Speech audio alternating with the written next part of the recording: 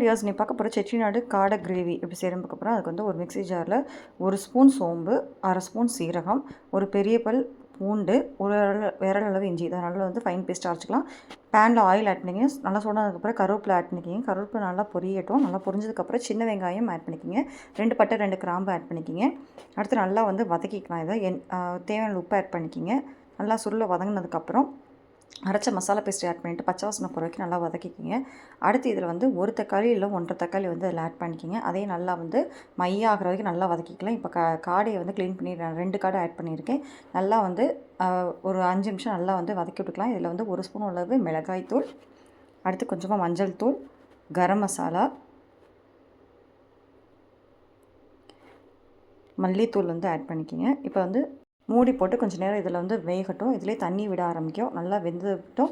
நல்லா இறக்க போகிற ஸ்டேஜில் 2 ஸ்பூன் அளவு பெப்பர் தூளும் மல்லித்தலையும் ஆட் பண்ணிவிட்டு இறக்கிட்டா அவ்வளோ சூப்பரான செட்டிநாடு காடை கிரேவி ரெடி ஆயிடும். இதை வந்து நீங்கள் இட்லி, தோசை, சப்பாத்தி, சாப்பாடு எல்லாத்தோட வச்சு சாப்பிட்லாம். ரொம்ப டேஸ்ட்டாக இருக்கும். கண்டிப்பாக ட்ரை பண்ணி பாருங்கள். ட்ரை பண்ணி பார்த்துட்டு எனக்கு எப்படி இருக்குன்னு சொல்லுங்கள். Thank you so much. பாய்.